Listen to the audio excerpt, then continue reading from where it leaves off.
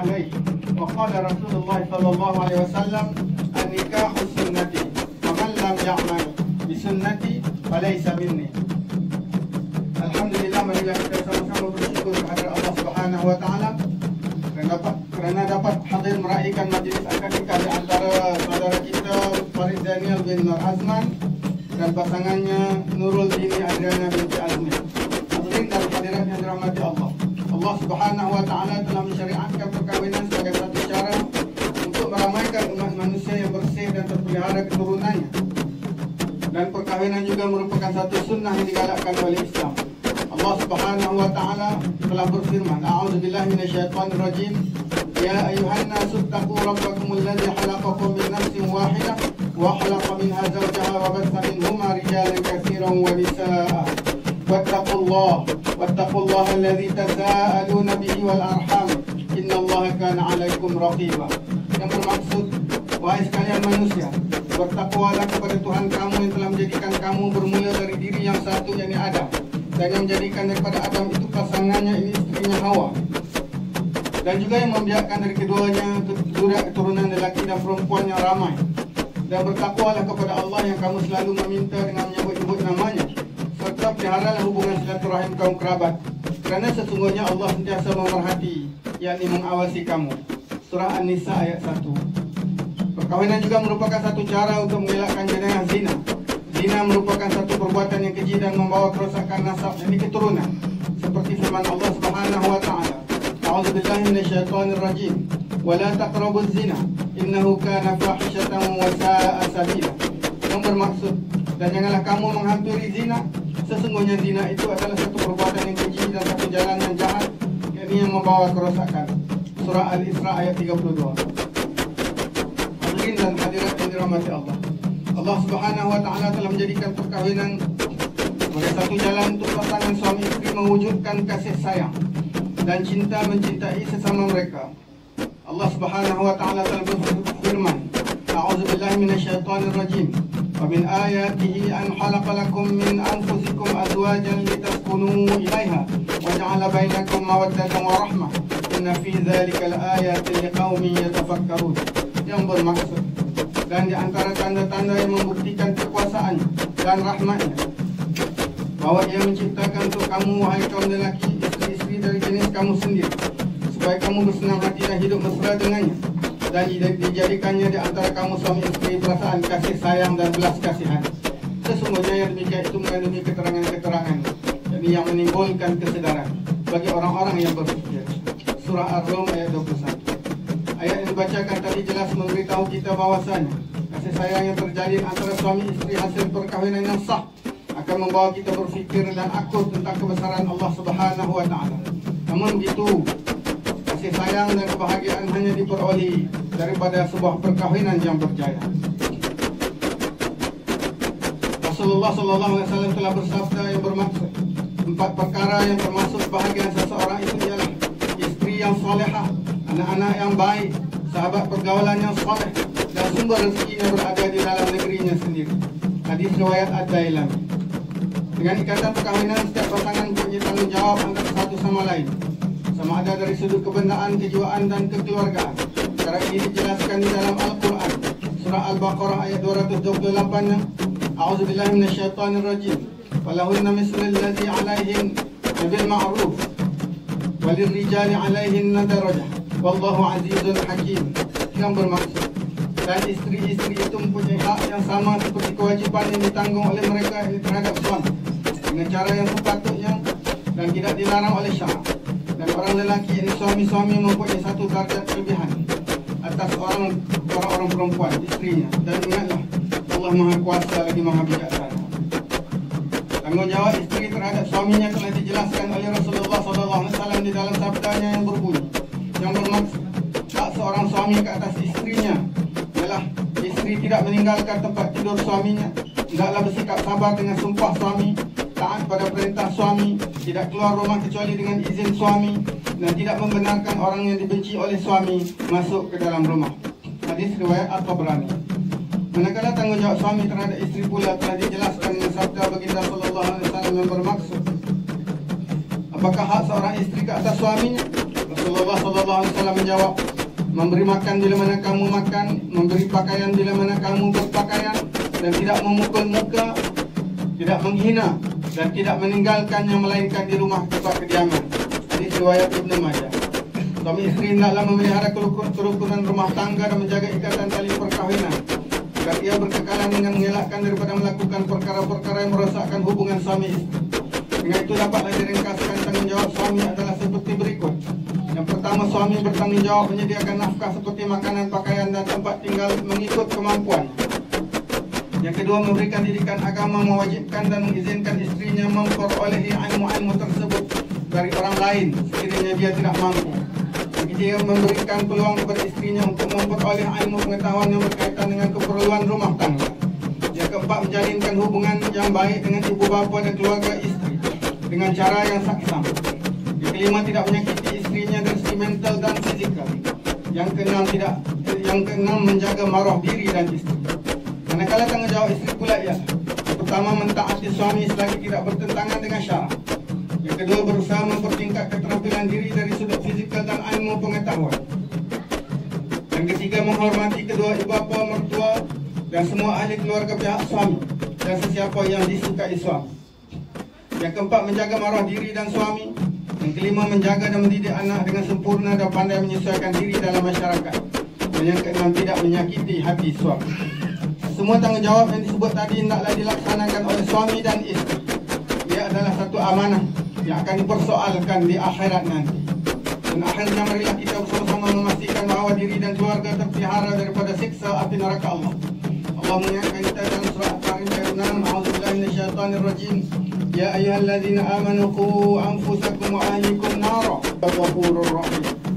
Alhamdulillah, demikianlah tadi bacaan khutbah nikah sebagai sedikit panduan dan pedoman kepada bakal pengantin kita, dan juga sebagai peringatan kepada sekalian yang ada di dalam mengharungi bahtera rumah tangga pada masa-masa akan datang. InsyaAllah, semoga kita semua dapat melaksanakan perjalanan rumah tangga seperti mana yang telah disyariatkan oleh agama Islam, insyaAllah.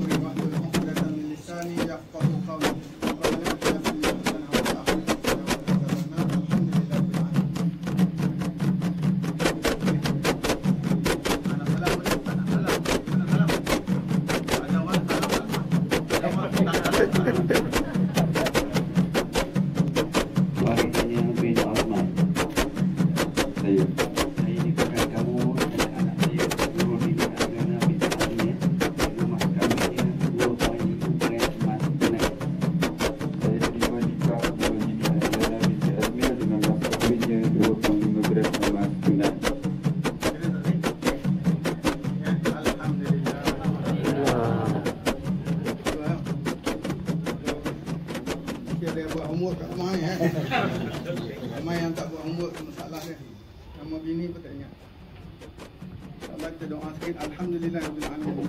Serasi mahabbah dan kasih sayang antara kedua pengantin ini, dan tunjukkanlah mereka jalan takwa dan jalan yang benar, dan lanjutkanlah usia keduanya dalam keberkatan, kesejahteraan kebahagiaan dan ketenangan jiwa, dan akrabkanlah hubungan keduanya dalam persepahaman dan kasih sayang yang berkekalan, dan jadikanlah kedua-duanya dari golongan orang yang diridhai dan terpelihara maruahnya.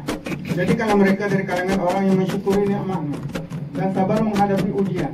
Anugerahkanlah keduanya keturunan anak cucu yang saleh dan salehah, lelaki dan perempuan. Ya Allah, ya Tuhan kami, limpahkanlah nikmat-Mu, murahkanlah rezeki-Mu, dan peliharalah mereka daripada segala tipu daya, serta jauhkanlah daripada perangai yang jahat. Sempurnakanlah segala cita-cita dan pengharapan mereka, serta kurniakanlah mereka kesudahan yang sebaik-baiknya. Ya Allah, ya Tuhan kami, dengan limpah ihsan-Mu, perkenankanlah permohonan ini. Ya Allah, ya Tuhan kami, jadikanlah majelis ini majelis yang dirahmati, dan perpisahan kami selepas ini perpisahan yang terpelihara. Kurniakanlah kami kebaikan dunia dan akhirat, dan selamatkanlah kami dari azab api neraka. Rabbana 'alaika tawakkalna wa ilaika anabna wa ilaikal masir. Rabbana taqabbal minna du'aana innaka antas sami'ul 'alim. Wa tub 'alaina ya maulana innaka antat tawwabur rahim. Sallallahu ala sayyidina Muhammad wa ala alihi wa sahbihi ajma'in walhamdulillahi rabbil alamin. Allah seterusnya dan Pak Ta'liq.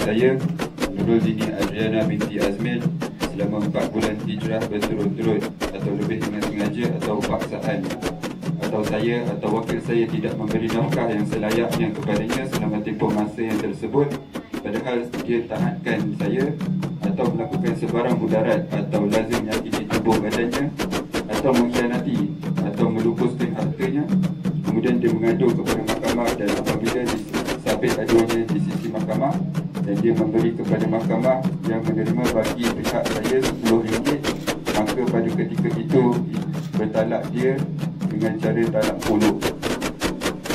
Bertalak.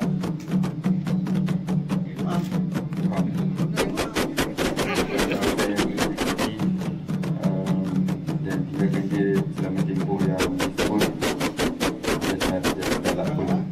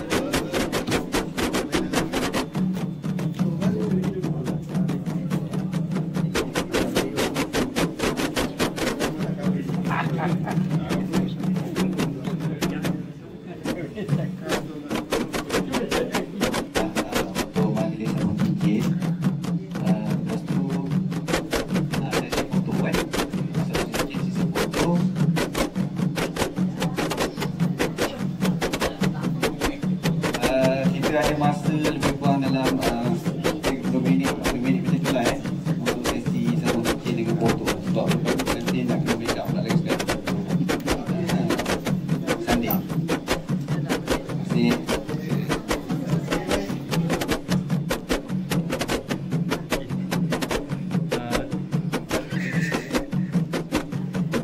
bakal pengantin.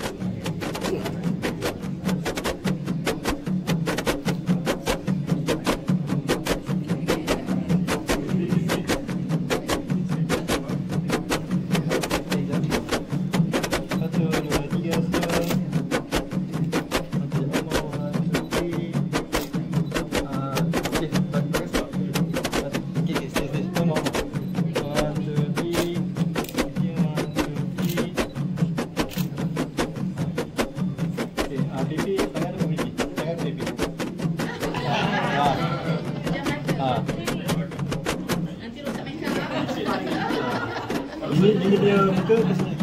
Tinggi sikit. Okay. Tinggi tangan kanan. Okey. Okey, right. Tinggi tangan ni tinggi sikit. Okey. 1, 2, 3.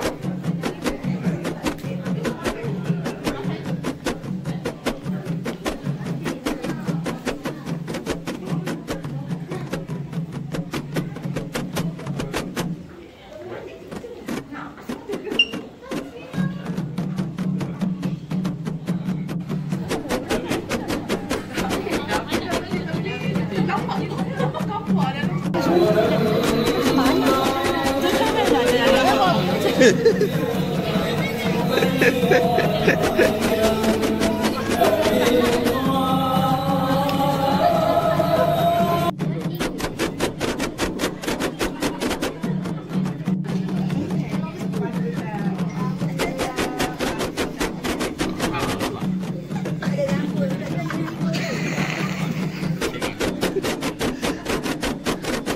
senyum, senyum, senyum. Jom, jom. Jom.